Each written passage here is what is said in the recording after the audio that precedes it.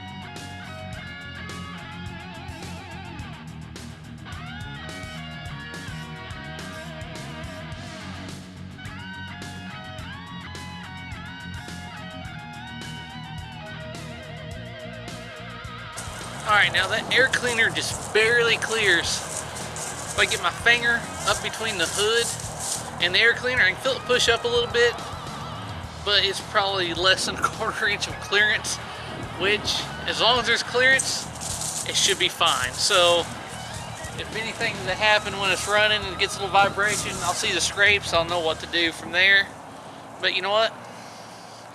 Later, once that dries, I may stick something squishy on top of the air cleaner, push it down, and just see if I got any clearance or not. But that's another time. Now it's time to move on to the radiator. Now let me show you this beauty. Now you remember, I actually had a problem with the other one. Now I went ahead and ordered from the seller I bought from before, and got the radiator I wanted. So here it is, this beauty. As you can see, it is actually nicely polished.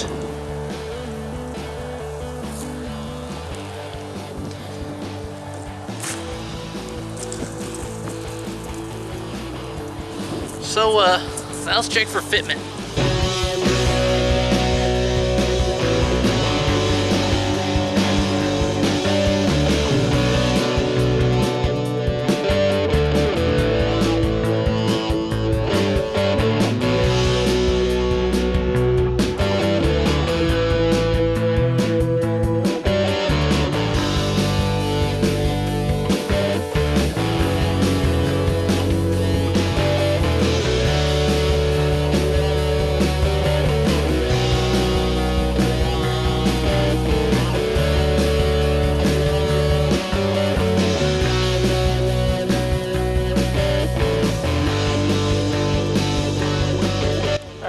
is actually a pretty good fit.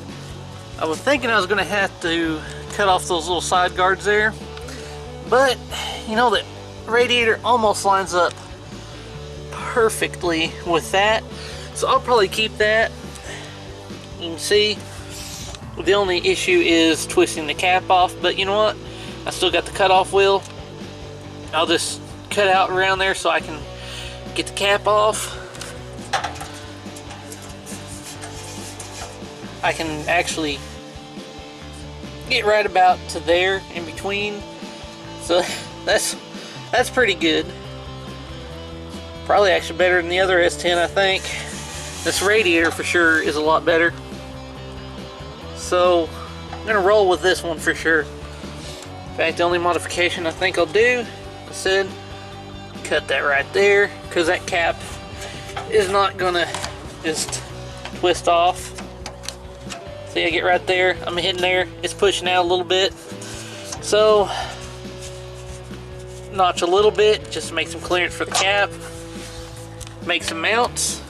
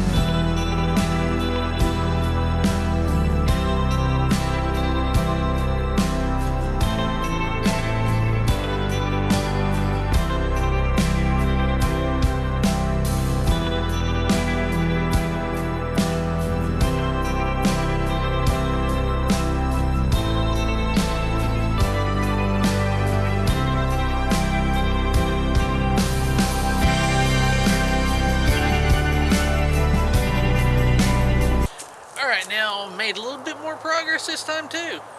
Radiator's in place, fits very well.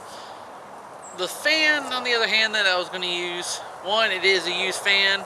It's been laying around. I need to put it on something to get out of the way, because, you know, whenever you say to your significant other that hey, don't worry about it, I'll use that part later. And you just keep saying it. Eventually you kind of got to at least try to use it later. So I tried, it didn't fit, but that's alright. It won't fit on the other side of the radiator. I've already tried that as well. There's just not enough room.